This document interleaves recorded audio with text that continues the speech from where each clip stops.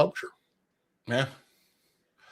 Here we go from Ardemon Games. Another follow-up question is, if as the owner, how much should I expect to budget for a great playable demo? Really more for curiosity, because we're already 2 years in with Princess of Galaxia. Is that a My Little Pony game? Princess Galaxia? Isn't that from My Little Pony? Or am I mistaken? I don't know. Anyways, yeah. How much should I expect to budget for a great playable demo? Why would a biker know about that? It's not something that you can, just say, look, this is how much budget we're gonna put towards a demo. Because one of the things that you don't want to get caught doing too much of is taking away time from actual honest to God development to create a demo. Big, huge companies do that because they have resources to spend on things like that.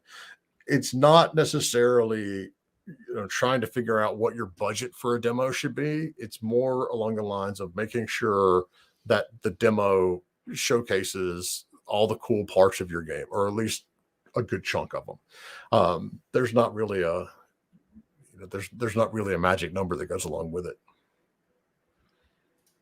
All right, Jerome Zanker. I often have communication problems regarding marketing budget. Some include internal work hours, social media posts on our own sites, our own newsletter. Some don't. What should some such budget include?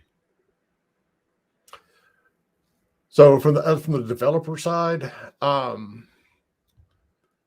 it's not something that you need to outline in terms of a hard task budget to the publisher. What I would do is simply say, this is what we do on the community building side. This is what we're doing to promote the games ourselves, and then go into, this is how many email subscribers you have, and how many wish lists, and how many social media followers. But say, this is what we're doing already to build community and to build awareness of the game. What can you as the publisher come in and do to help us on that and support it? It's hard to define a budget, but going back to that article from earlier, one of the really good points that I saw in there was, he mentions that he told the publisher that the publisher should be getting less of a cut on Steam because they already had a massive Steam wish list. Depending on how big massive is, you could actually argue that. Whether or not you'll be successful arguing it is a whole nother question. But you can absolutely put numbers on that and then use that in your negotiation when you're talking about revenue share. But there aren't like hard and fast numbers on this is what an email subscriber is worth. This is what a social media follower is worth when it comes to revenue share. I would focus more on, we're providing value because we're already doing this and we're going to continue to do this, and just use that in your overall rev share bargaining.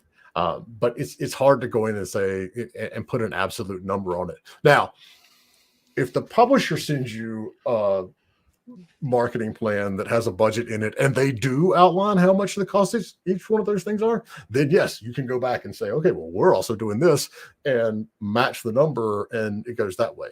But there's not like an arbitrary, off the top of your head, this is what my marketing is worth number. And another question here from Ardemon Games. Is a free demo technically a launch?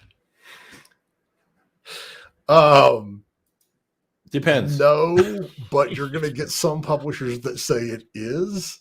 But I mean, that number, we're not talking like 50% of the numbers. I would say probably 10, 15% of the publishers out there might argue that a free demo is a launch, but realistically, no, it's not. Especially now with the fact that Steam's doing these Next Fest like every 3 months, it seems like. A free demo is a free demo. It should not be considered a launch. But having said that, you're absolutely going to have some of them that do. Yeah. Okay.